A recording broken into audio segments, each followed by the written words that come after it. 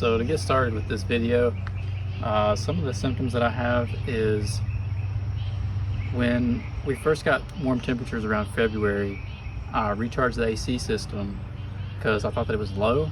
Turns out that it was actually empty. It lasted for about a day, and then the next day when I got in the car, turned the AC on, there's nothing. It's just hot air. And there's also a really strong pungent smell. It's almost comparable to a really strong antifreeze smell, like times 10. It's very pungent, and that is refrigerant oil. Now in these cars, there's only a couple of places that could come from. Maybe a cracked expansion valve, cracked transfer tube, or a leaking O-ring, or a leaking, cracked / corroded evaporator core. All of those are really, really uncommon, except for the evaporator core. So given the fact that I could smell it inside the car, I didn't do any leak checking, which I think you should do. You should take it to a shop that has a sniffer or some kind of dye that they can put in it to make sure that that's where it's leaking from, because this is a very, very detailed and involved job. So I was just banking on it because there's not many other places that it could be coming from, and I got lucky that that's what it actually was. So let's get right into it. First step, negative battery cable.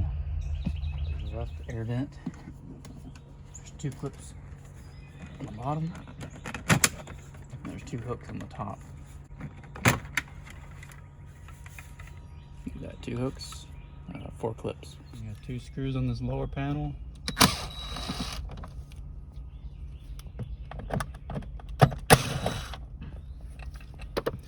And it clips out, it pops out.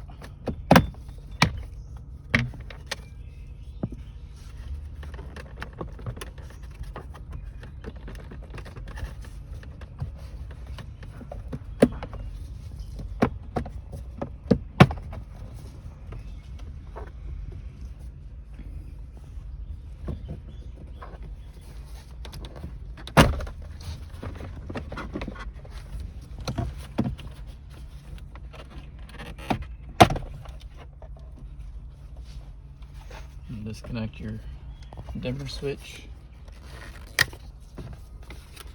and if you have the keyless entry, there's a switch for it right here.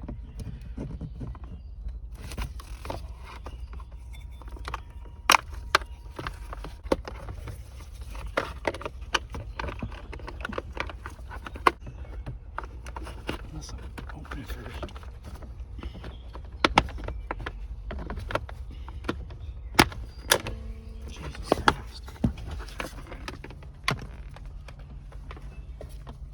Okay, and 2 connectors for the key receptacle.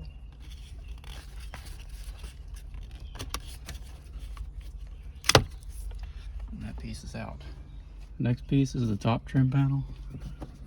Just pops out.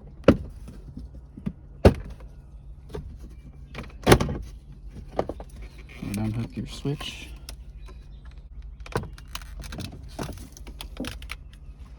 Next panel is the second vent. It also pops out just like the first one did.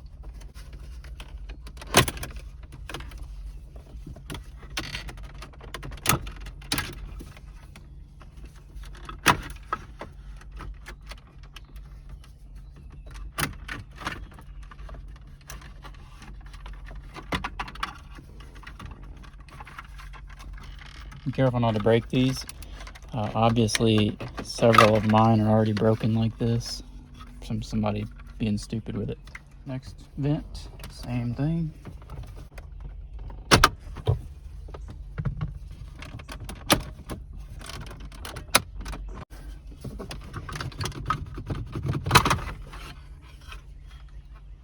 Next panel, same vent, or next vent.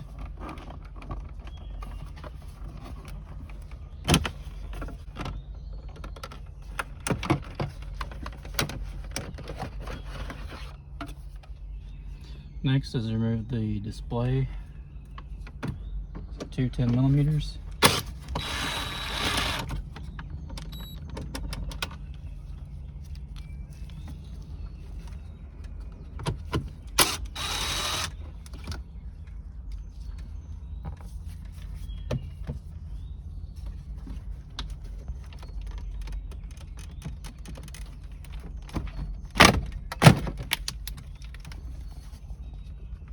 connectors on the bottom.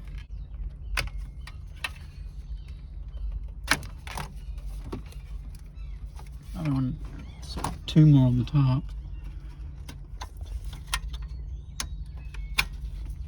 That's it. Next is the glove box. It has a stopper right here and 2 tabs on the sides. You squeeze the door in to drop it down, and it just pulls away. Next is the upper glove box.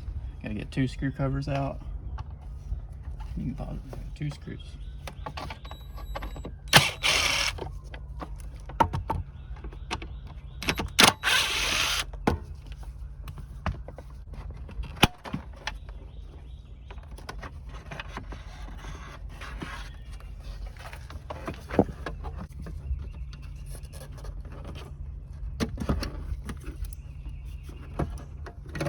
Next is the speaker, if equipped.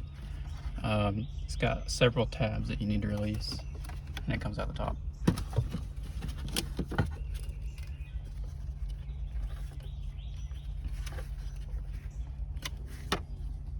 Now these panels on both sides, I'm only going to show one side for demonstration. In addition to these, the A-pillar has to come out.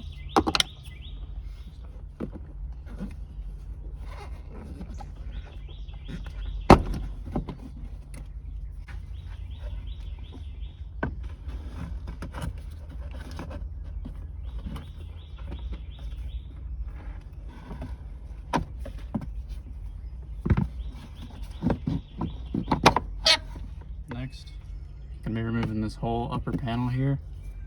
Have to remove the airbag connector. Slides back like so, and then there's 3 screws on top.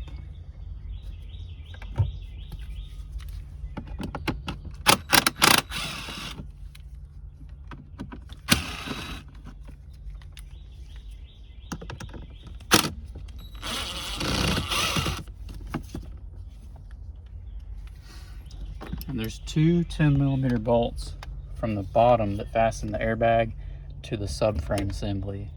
We can't really see those, but those have to be removed as well. They're silver. That's it. All right, so keep in mind the airbag is pretty heavy, so you want to support that side a little bit more.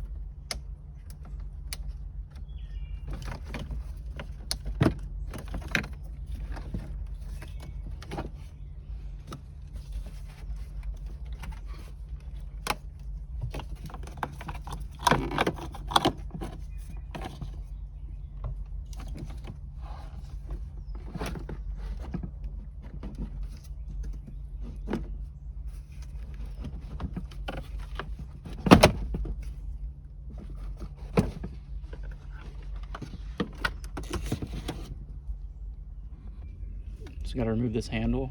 It's got 2 Phillips head screws.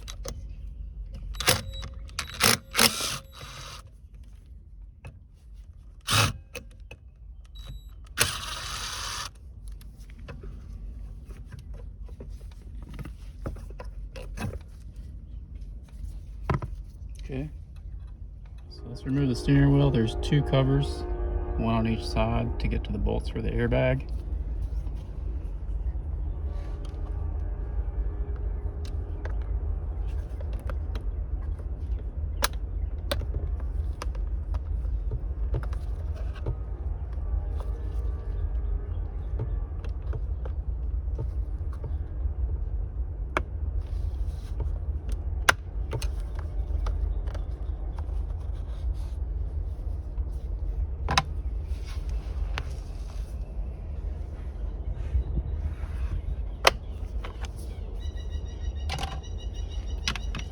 The two screws are T27 Torx. They don't come all the way out, but when they come loose, they are retained.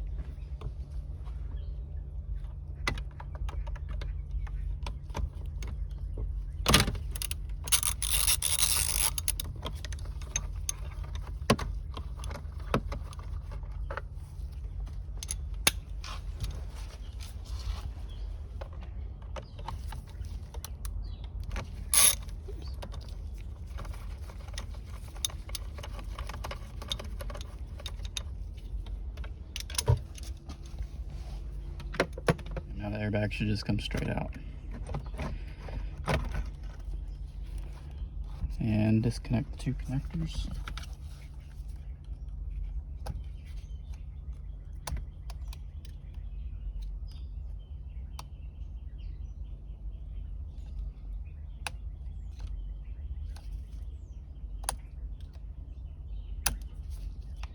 And the horn connector. Next step is to remove the steering wheel. There's two connectors in here you need to take out, and the nut.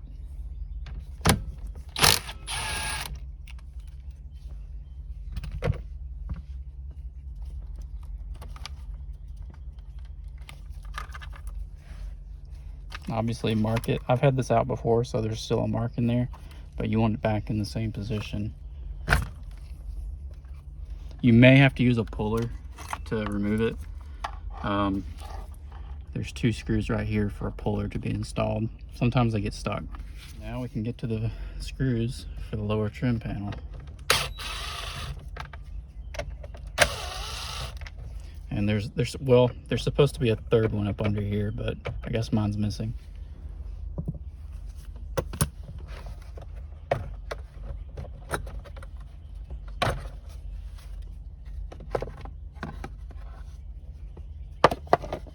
Obviously you don't want this to move around, because next time you put the steering wheel on you can break it. So I'm going to zip tie it. There's like a hose clamp thing back here that I'm going to put it around.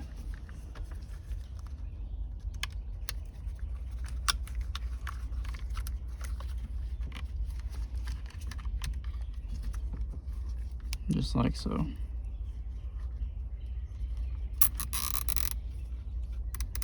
I'll keep that from moving. Now in the manual it says to remove all this as well, but really all you need is the wiring harness to stay, which you can do that by removing all of it, or you can do that by just disconnecting everything.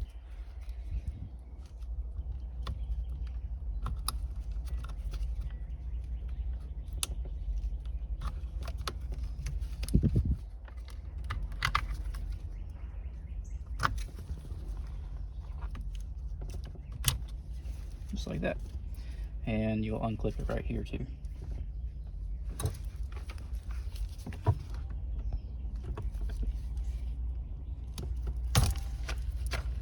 And so now the remainder is attached to the dash assembly. Alright, so now we got to remove this scuff panel or lower door trim panel and the kick panel right here.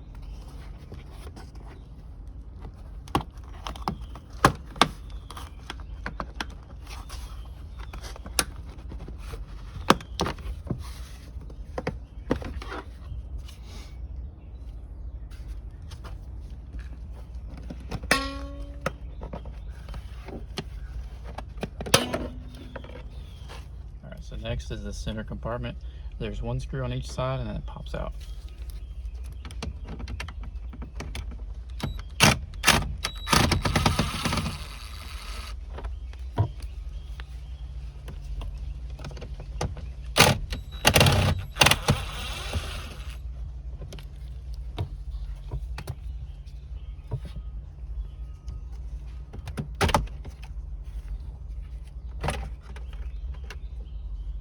Alright, so you do need to disconnect the glove box light.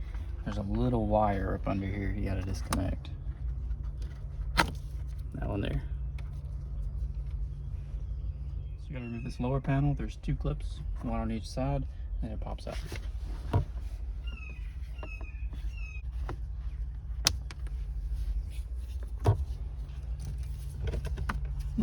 Only one. Never mind.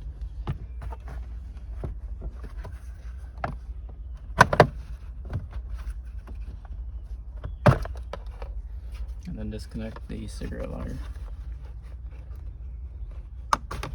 Next is remove the power steering control module. It's got several connectors and 3 bolts. The silver one and the 2 gold ones down there.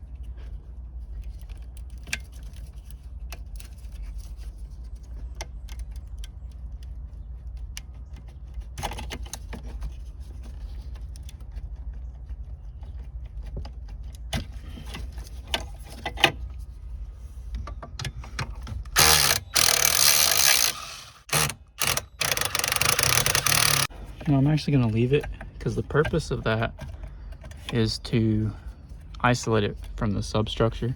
There is another harness right here that needs to be disconnected from it, or unclipped rather.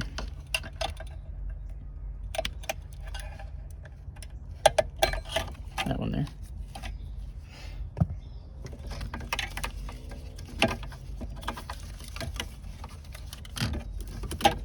Now remove the shifter assembly, 3 bolts, 12mm.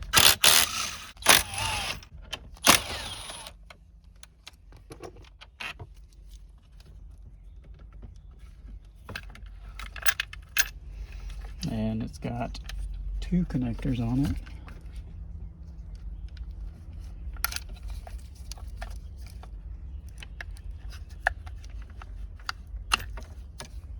Two screws. So next is remove the radio. It's got 2 screws right here.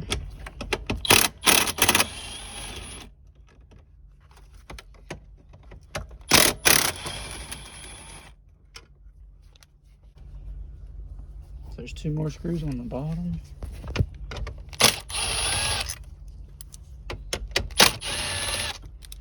And now it should just pop out.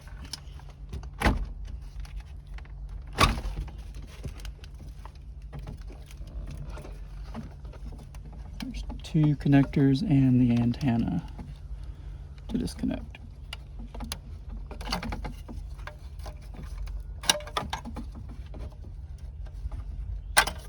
And behind the radio there is a clip that needs gone.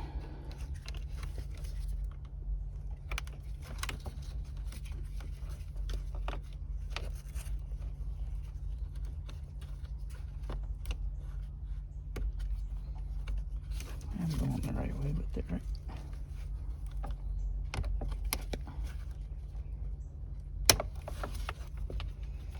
And it will need disconnected from here.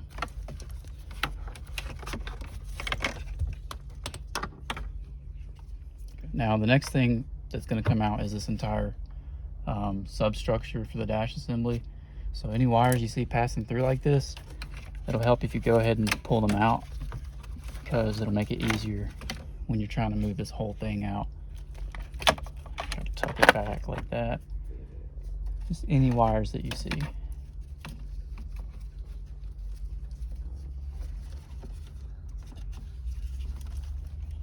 So now for the substructure removal, there's like 7 screws and several clips. First is the Phillips head right down here.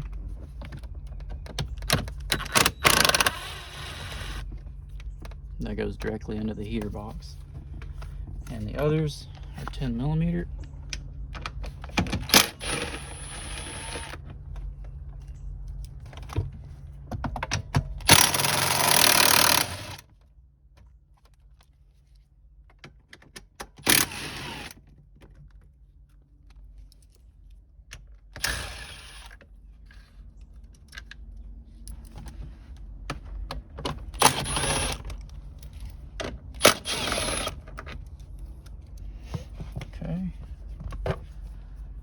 Now, basically the clips that you're removing are supporting these vents.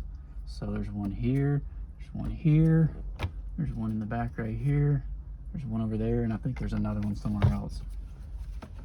And they just pop straight out. Like that.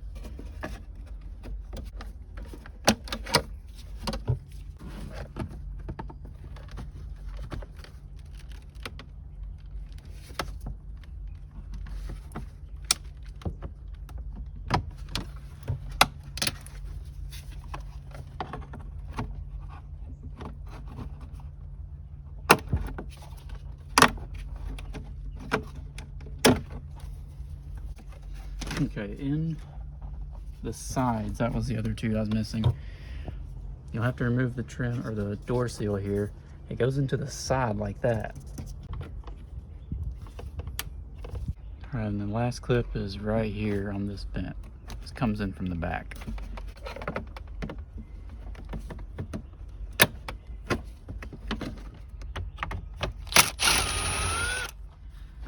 All right, so it should be ready to come out now. Make sure these vents are holding it. And double check that you don't have any wires clipped in, because now's the time to get them out.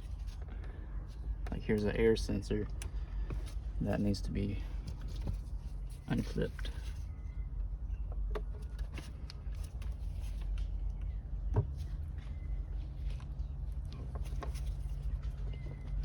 Jeez.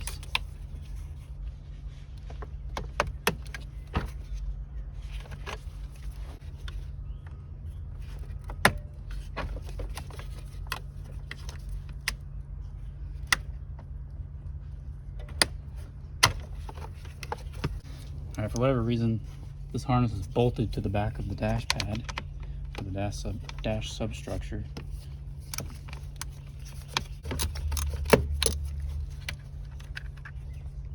That there. Now it's ready.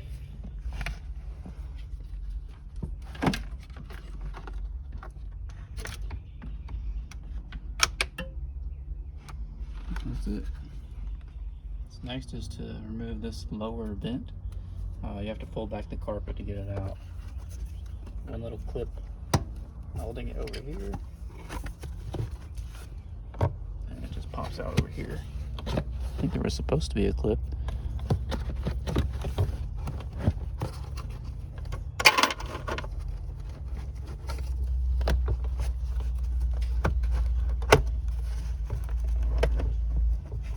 Actually, I'm gonna leave it because I'm pretty sure it doesn't have to come all the way out.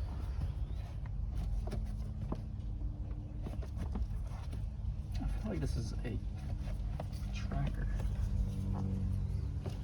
This is not in the manual. And somebody's been in here. Let's find out.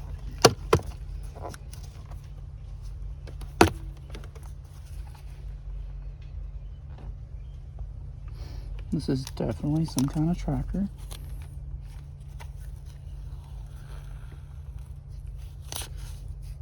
Alright, so you gotta move the right hand vent here. It's got one clip.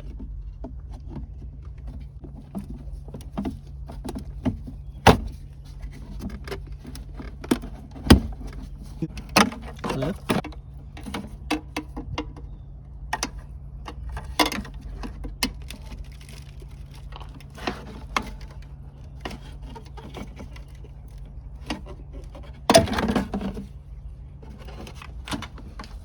Now for the left side vent, there's also a clip here.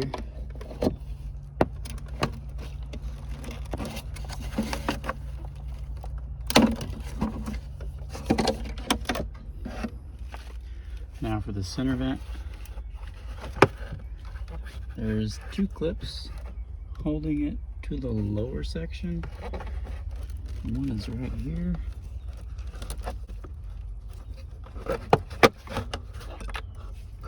The other is from the top.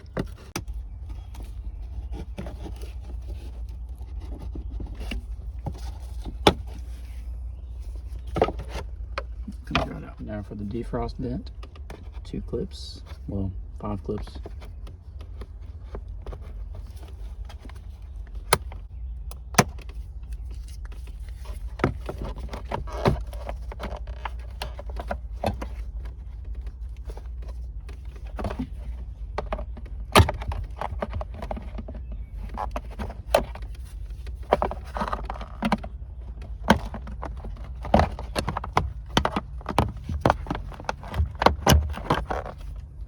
Alright, so you do have to fold the carpet up. This does actually have to come out. So, I'll be able to squeeze it out.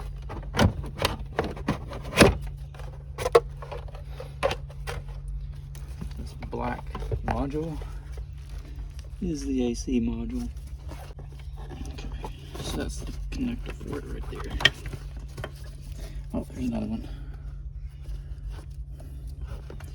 Let me get this brace out of here too. That also has to come out. It's got 2 screws down here, wiring harness, and a screw up top. Right. To remove the steering column, it's got 3 bolts. 2 are up here. One of them goes in sideways like this, right down here.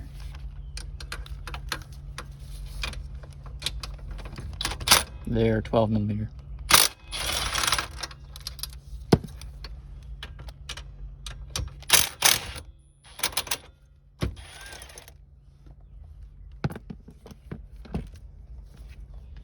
So to disconnect the coupler, you also have to remove this panel right here. Got these 2 plastic nuts you remove.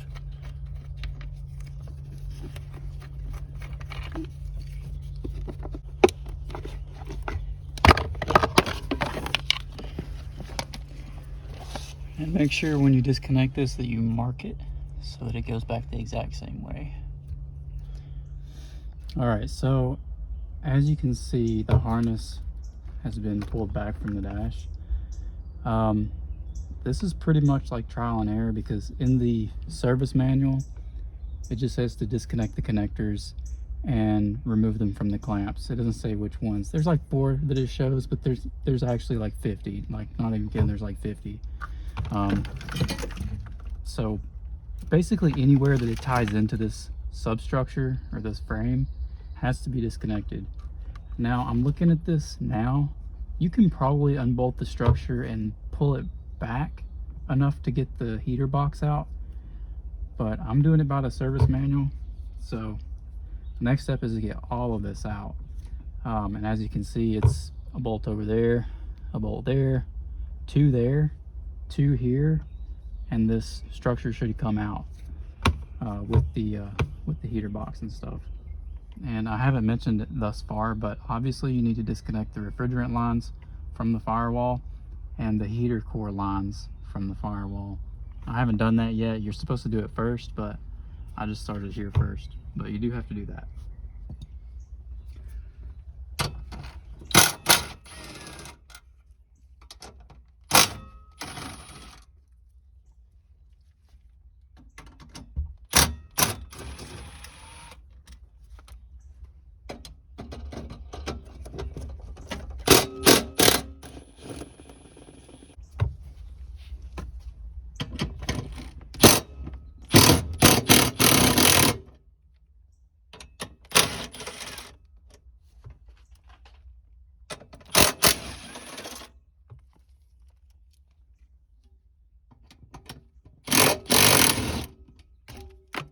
There's also 2 more nuts down on the bottom that need to come out, and that should be it.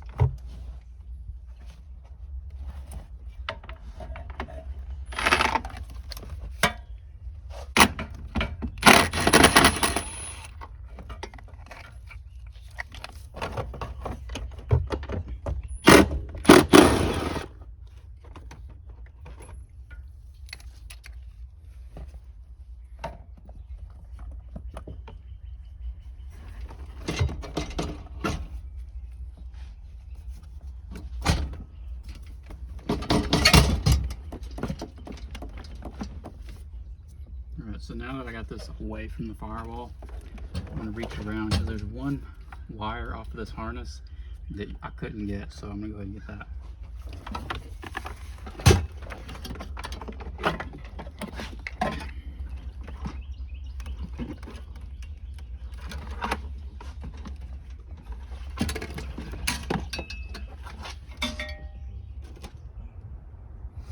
So actually it worked out pretty good to leave that module on the bottom, because it makes it a flat spot to set on.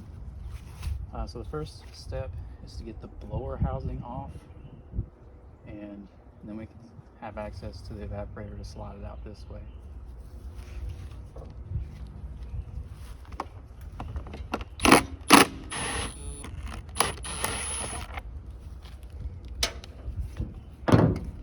Looks like a mouse has been in here, you see that? And shoot a hole right through it.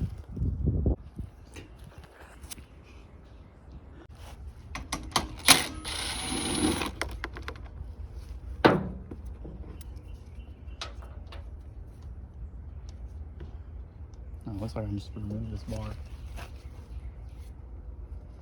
Yeah, so I guess you could have removed the bar before pulling all this out of the car, because it was literally 2 bolts, and this bar is pretty heavy. That's probably what made this so hard to get out. Just like that. So this is the firewall side. There's 1 bolt right here to come out.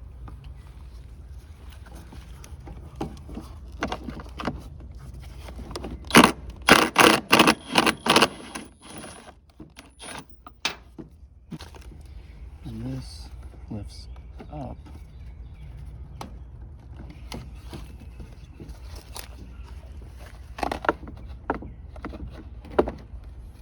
And out.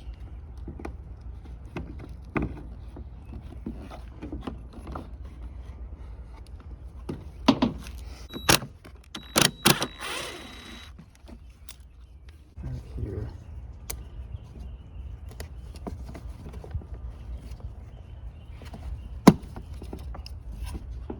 The blower is separate. Now, let's see, the evaporator is behind here, so I guess you can't slide it out. You could the heater core, but the evaporator definitely have to split the case. There's no way around that.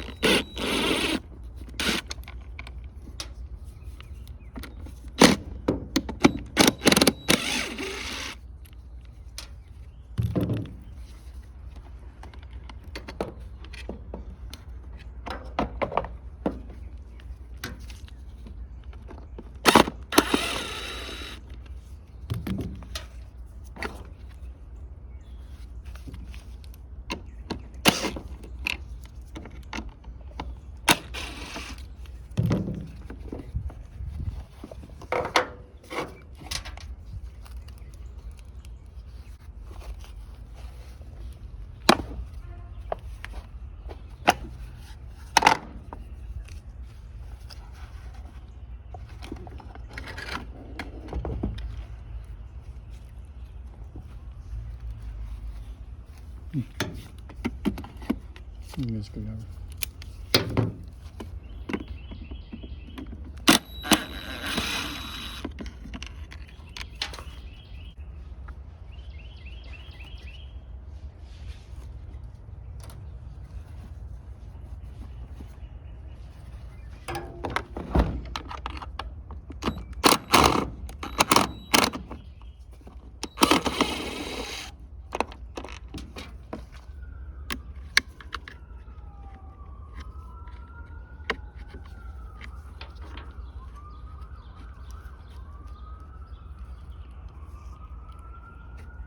I think that's where it needs to be.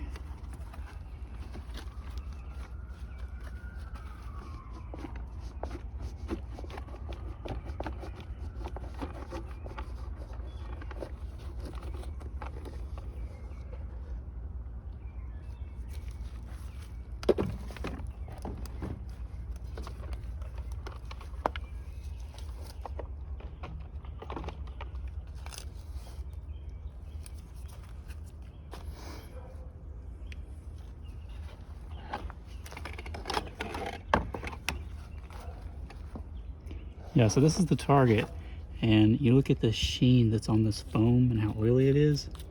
This is what I was smelling. And obviously with the way this dirt's been caked up, it's been leaking for some time.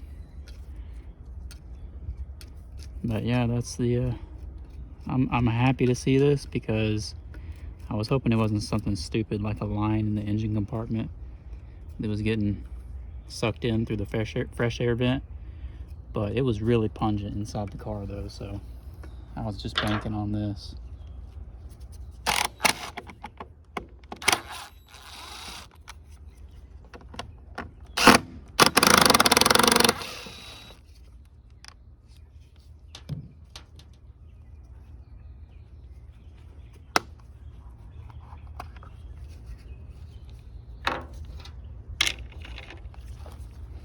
And also, this is the expansion valve.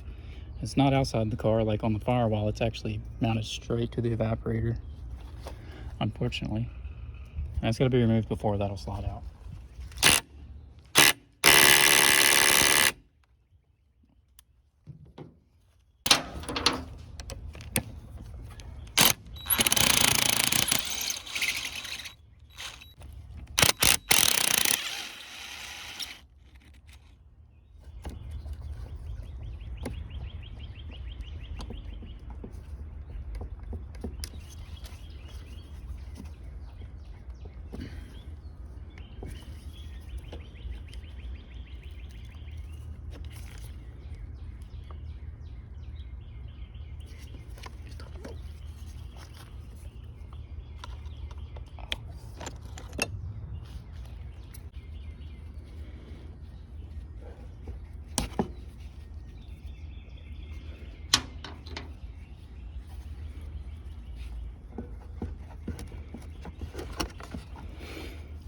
And this should also go without saying that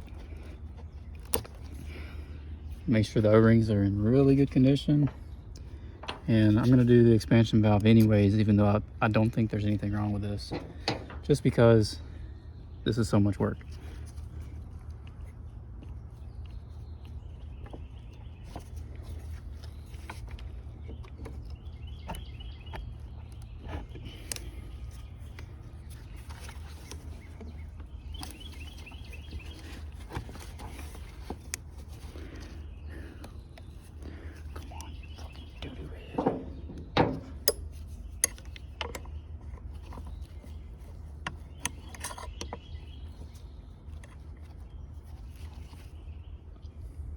Why is all this stuff in plastic here? Like that's...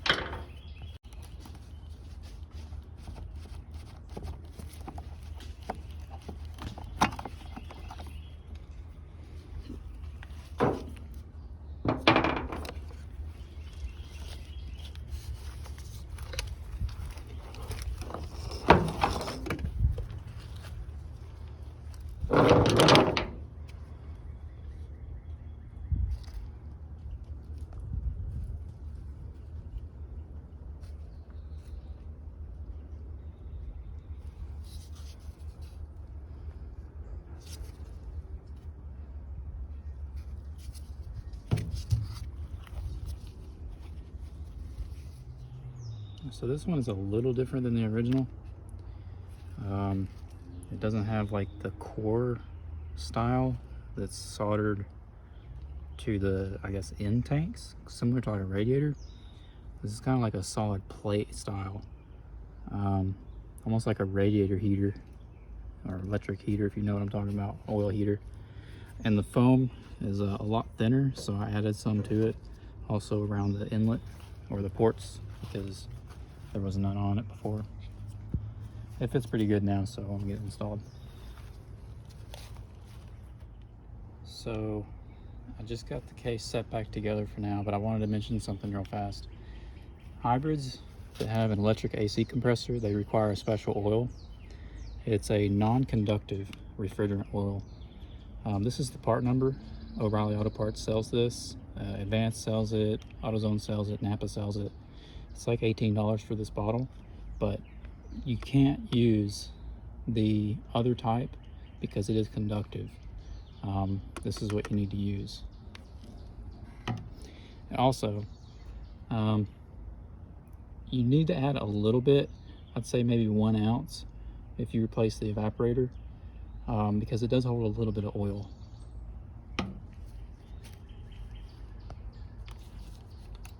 All right, so installation is basically the reverse of disassembly. This video right here is being filmed about a week and a half after I've gotten the car back together. I actually took it on vacation and went on like I think like a 11-hour round trip, and the car's been working flawlessly.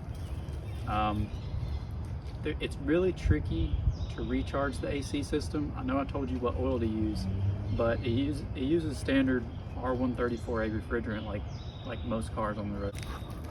I highly recommend taking it to a professional to get recharged, because you should really go by volume rather than pressures, because it has a variable displacement pump, variable speed pump. The condenser fan doesn't run continuously, and setting it to max AC is very different on a hybrid compared to your standard car. So I kind of eyeballed it the best I could with the knowledge that or the understanding I have with AC systems, and it came out to right around, I think, 15 or 16 ounces, which is what it calls for, but again, don't quote me on that. It was really close to it though. Here's just a real quick look on the inside of the car. Obviously the oil smell is gone, the refrigerant oil smell is gone. You know, I guess there's not much to say. There's no check engine lights or anything like that. I'll even turn the car on to show you.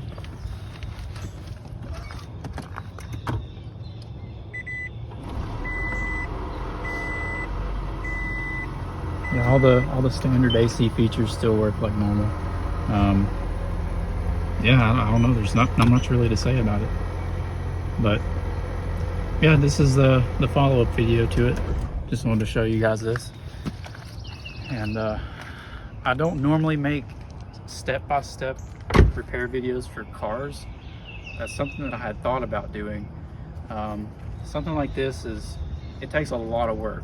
You know, there's like 50 steps to removing the evaporator, and filming every one of those steps is a lot of work. So I may do more like this.